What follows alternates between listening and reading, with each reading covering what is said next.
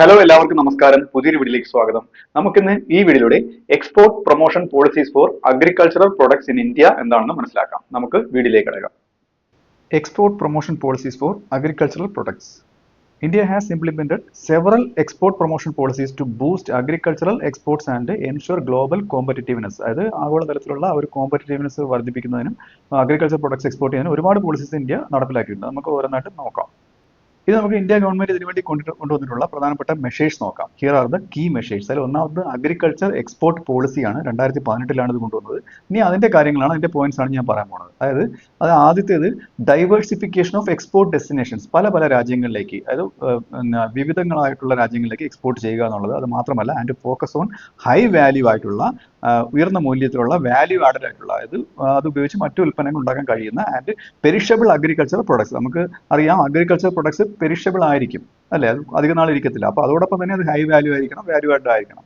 അതൊക്കെ ഇതിന്റെ ഒന്നാമത്തെ ലക്ഷ്യമാണ്. അടുത്തത് പ്രൊമോഷൻ ഓഫ് ഇൻഡിജിനസ്, തദ്ദേശീയമായ പിന്നെ ഓർഗാനിക് ആയിട്ടുള്ള എന്തായാലും അത് agriculture crops and traditional agriculture products four export. Traditional ആയിട്ട് പരമ്പരാഗത രീതിയിലുള്ള അഗ്രികൾച്ചർ പ്രൊഡക്ട്സ് എക്സ്പോർട്ട് ചെയ്യുക എന്നത് മറ്റൊരു ലക്ഷ്യമായിരുന്നു. അതിന്റെ ഈ പോളിസിയുടെ മറ്റൊരു ലക്ഷ്യമായിരുന്നു. അടുത്തത് development of clusters for specific products. ചില പ്രത്യേക പ്രൊഡക്ട്സിന് ചില ക്ലസ്റ്റേഴ്സ് രൂപീകരിക്കുക. എന്തിനാണ്? To enhance production and export quality. Export quality കൂട്ടുന്നതിനാണ് ഇങ്ങനെയൊക്കെ ചെയ്യുന്നത്. സച്ചാസ് അതിന് ഒരു രണ്ട് ഉദാഹരണങ്ങൾ കൊടുത്തിട്ടുണ്ട്. മാംഗോസ് ഇൻ ലക്നൗ, അപ്പോൾ അതിൻ്റെ ഒരു ക്ലസ്റ്റർ രൂപീകരിക്കും. പിന്നെ അത് മാത്രമല്ല, ബനാനാസ് ഇൻ അനന്തപൂർ. ഇതൊക്കെ നല്ല ക്വാളിറ്റി ആയിട്ടുള്ള ഇന്ത്യൻ പ്രൊഡക്ട്സ് ആണ്, അഗ്രികൾച്ചർ പ്രൊഡക്ട്സ് ആണ്. അപ്പോൾ ഇതിൻ്റെയൊക്കെ ഒരു ക്ലസ്റ്റർ രൂപീകരിക്കും. അടുത്തത് അഡ്രസ്സിങ് ട്രേഡ് ബാരിയേഴ്സ്. അതായത് ട്രേഡ് ബാരിയേഴ്സിന്, അതായത് അത് എക്സ്പോർട്ട് ചെയ്യുമ്പോൾ എന്തെങ്കിലും തടസ്സങ്ങൾ ഉണ്ടെന്നുണ്ടെങ്കിൽ അതിനെ തരണം ചെയ്യുക. അത് മറ്റൊന്നായിരുന്നു. പിന്നെ അത് മാത്രമല്ല, സൈറ്റോ സാനിറ്ററി, അതായത് സസ്യങ്ങളുടെ ആരോഗ്യത്തെ സംബന്ധിക്കുന്നതാണ് ഈ സൈറ്റോ സാനിറ്ററി എന്നുള്ളത്. അതായത് SPS എന്ന് പറയും. ഇതെല്ലാം പരിഹരിക്കുക. ഈ സസ്യങ്ങളുടെ എന്തെങ്കിലും പോരായ്മകൾ, ആരോഗ്യത്തെ സംബന്ധിച്ച പോരായ്മകൾ ഉണ്ടെന്നുണ്ടെങ്കിൽ അത് പരിഹരിക്കുക. Issues to access global market. അപ്പോൾ അതൊക്കെ പരിഹരിച്ചു കഴിഞ്ഞാൽ കൂടുതൽ ഗ്ലോബൽ മാർക്കറ്റ്സ് ആക്സസ് ചെയ്യാൻ പറ്റും. അപ്പോൾ ഇതൊക്കെ ഈ അഗ്രികൾച്ചർ എക്സ്പോർട്ട് പോളിസിയുടെ ലക്ഷ്യങ്ങളായിരുന്നു. അടുത്തത് എപിഡ ഇനിഷ്യേറ്റീവ്സ് ആണ്. അതായത് ഫൈനാൻഷ്യലി എക്സ്പോർട്ടിനെ പ്രൊമോട്ട് ചെയ്യുന്നതിന് കൊണ്ടുവന്നിട്ടുള്ള ഒരു അതോറിറ്റിയാണിത്. അതിന്റെ ഫുൾ ഫോം എന്ന് പറയുന്നത് the agricultural and processed food products export development authority. അതിൽ പേര് തന്നെയുണ്ട്, അഗ്രികൾച്ചറൽ ആയിട്ടുള്ള പ്രോസസ്ഡ് ആയിട്ടുള്ള ഫുഡ് പ്രൊഡക്ട്സ് എക്സ്പോർട്ട് ചെയ്യുന്ന അതോറിറ്റി. അതായത് it provides financial support for export infrastructure development. അതായത് എക്സ്പോർട്ടിന് വേണ്ടിയിട്ടുള്ള ഇൻഫ്രാസ്ട്രക്ചർ ഡെവലപ്മെന്റിന് വേണ്ടിയിട്ട് എന്ത് ചെയ്യും? അതിനുള്ള ഫൈനാൻഷ്യൽ സപ്പോർട്ട് കൊടുക്കും. പിന്നെ മാർക്കറ്റ് ആക്സസ് കൊടുക്കും.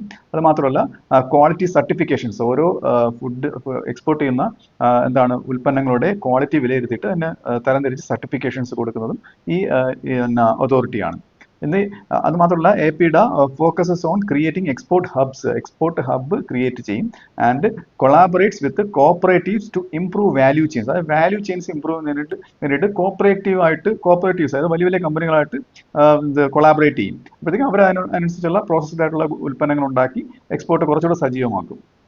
അടുത്ത ഇന്ത്യ ഗവൺമെന്റ് എടുത്തിട്ടുള്ള ഇനിഷ്യേറ്റീവ് എന്ന് പറയുന്നത് ഫൈനാൻഷ്യൽ ഇൻസെന്റീവ്സ് ആണ് ആൻഡ് സ്കീംസ്. അതിൽ ടൈസ് എന്ന് പറയുന്നത് പ്രധാനപ്പെട്ട ഒരു സ്കീമാണ്. അതായത് the trade infrastructure four export schemes എന്ന് പറയും. അതായത് അത് മാത്രമല്ല, ആൻഡ് മാർക്കറ്റ് ആക്സസ് ഇനിഷ്യേറ്റീവ്സ് എന്ന് പറയുന്നത്, അതായത് MAI എന്ന് പറയുന്നൊരു സ്കീമും ഉണ്ട്.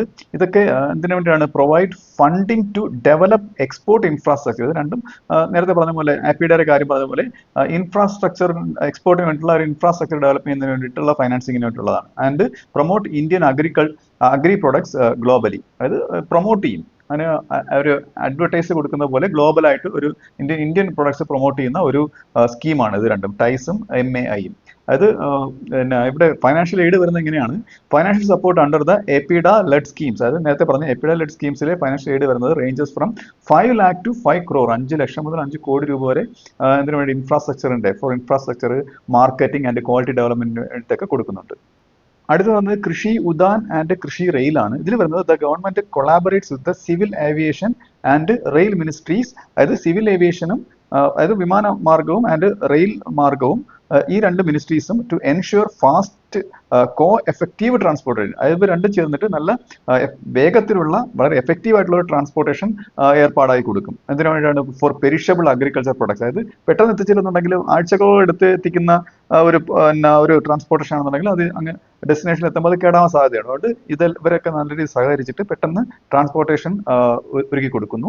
പിന്നെ അടുത്തത് ക്ലസ്റ്റർ ബേസ്ഡ് അപ്രോച്ച് ആണ്. അതായത് ക്ലസ്റ്റർ എന്ന് പറയുന്നത് ഇപ്പം ജിയോഗ്രഫിക്കലായിട്ട് ഒരുപാട് ഫാമുകൾ ചേർന്ന് ഒരു കൊളാബറേറ്റീവായിട്ട് വർക്ക് ചെയ്യുന്ന ഒരു കോമൺ ഗോളിന് വേണ്ടി അച്ചീവ് ചെയ്യുന്ന ഒരു രീതിയാണ് ക്ലസ്റ്റർ എന്ന് പറയുന്നത്. ഓക്കെ, അപ്പോൾ ഈ ക്ലസ്റ്റർ ബേസ്ഡ് അപ്രോച്ച് എന്ന് പറയുമ്പോഴത്തേക്ക് specific agriculture products are promoted under a cluster development model to improve quality. അവർ ഗ്രൂപ്പായിട്ട് ജിയോഗ്രഫിക്കലി ഒരു ഗ്രൂപ്പായിട്ട് പ്രവർത്തിക്കുമ്പോഴത്തേക്ക് ഒരു ക്വാളിറ്റി ഡെവലപ്പ് ചെയ്യും. അത് മാത്രമല്ല പിന്നെ സ്കെയില്, അതായത് കൂടുതൽ എണ്ണത്തിൽ കൂടുതൽ ഉൽപ്പാദിപ്പിക്കപ്പെടും ആൻഡ് എക്സ്പോർട്ട് കോമ്പറ്റീവ്നെസ് ഉണ്ടാവും. പിന്നെ അതൊക്കെ ഇതിന്റെ ഭാഗമായിട്ട് നടക്കുന്ന ഒന്നാണ്, ഒരു മെച്ചമാണ്. അതിന് എക്സാമ്പിൾസ് എന്ന് പറയുന്നത് ഇൻക്ലൂഡ് നാഗ്പൂർ ഫോർ ഓറഞ്ചസ്, അതായത് ഇന്ത്യയിലെ നാഗ്പൂർ ഓറഞ്ചസ് ക്ലസ്റ്ററിന് ഒരു ഉദാഹരണമാണ്. And Varanasi four fresh vegetables. അടുത്തത് സർട്ടിഫിക്കേഷൻ ആൻഡ് ക്വാളിറ്റി സ്റ്റാൻഡേർഡ്സ് ആണ്. അത് കയറ്റുമതി ചെയ്യുന്ന ഇന്ത്യൻ അഗ്രികൾച്ചറൽ പ്രൊഡക്ട്സിന് അതിന്റെ ഗുണമേന്മ ഉറപ്പുവരുത്തുന്നതും അതിന് വേണ്ടിയിട്ടുള്ള സർട്ടിഫിക്കേഷൻ കൊടുക്കുന്നതുമാണ് ഇതിൽ വരുന്നത്. അതായത് measures to ensure international quality compliance. അതായത് വിദേശികൾ നമ്മുടെ ഇന്ത്യൻ അഗ്രികൾച്ചറൽ ക്രോപ്സ് വാങ്ങണമെന്നുണ്ടെങ്കിൽ അതിന് അവർക്ക് അതിനുള്ള സമ്മതം വരണമെന്നുണ്ടെങ്കിൽ അതിനൊരു ക്വാളിറ്റി ഉണ്ടായിരിക്കണം. അതാണ് ഒരു ഇന്റർനാഷണൽ ക്വാളിറ്റി കംപ്ലയൻസ് എന്ന് പറയുന്നത്. അത് മാത്രമല്ല ഇതിൽ ഇൻക്ലൂഡിങ് ഓർഗാനിക് സർട്ടിഫിക്കേഷൻസ് അതിൽ കൊണ്ടുവരുന്നുണ്ട്. And residue free production systems, അതായത് റെസിഡ്യൂ ഫ്രീ, അത് അധികം പാഴായി പോകാത്ത രീതിയിലുള്ള, പെട്ടെന്ന് നശിച്ചു പോകാത്ത രീതിയിലുള്ള നല്ല ക്വാളിറ്റിയുള്ള ക്രോപ്സ് ഉണ്ടാക്കുന്ന ആ ഒരു പ്രൊഡക്ഷൻ സിസ്റ്റം കൊണ്ടുവരിക, ആർ പ്രയോറിറ്റൈസ്. ഇതൊക്കെയാണ് ഇതിന് മുൻഗണന കൊടുക്കുന്നത്. These policies aim to position India as a significant player in the global agriculture market. നമുക്കറിയാലോ അതിന്റെ ലക്ഷ്യം തന്നെയാണ് ഇന്ത്യയെ ഒരു സിഗ്നിഫിക്കന്റ് ആയിട്ടുള്ള നല്ല രീതിയിൽ ഒരു മെച്ചപ്പെട്ട ഒരു എക്സ്പോർട്ടർ ആയിട്ട് മാറ്റുക എന്നുള്ളത് ഇന്റർനാഷണൽ മാർക്കറ്റിൽ. വൈൽ ഇൻക്രീസിങ് ഫാമേഴ്സ് ഇൻകംസ്, അതിൻ്റെയോടൊപ്പം തന്നെ കർഷകരുടെ, അതായത് മണ്ണിൽ പണിയെടുക്കുന്ന കർഷകരുടെ വരുമാനം കൂട്ടുക എന്നുള്ളതും ഇതിന്റെ ഒരു ലക്ഷ്യമാണ്. ആൻഡ് പോസ്റ്റ് ഹാർവെസ്റ്റ് ലോസസ്, അതായത് കർഷകർക്ക് ഒരു ഭീമമായ നഷ്ടം ഒഴിവാക്കി കൊടുക്കുന്നതിന് വേണ്ടിയിട്ടൊക്കെയാണ് ഇത് കൊണ്ടുവന്നിട്ടുള്ളത്. അപ്പോൾ ഈ വീഡിയോ നിങ്ങൾക്ക് മനസ്സിലായെന്ന് വിശ്വസിക്കുന്നു. അടുത്ത വീഡിയോയുടെ മറ്റൊരു വിഷയമായി വീണ്ടും കാണാം.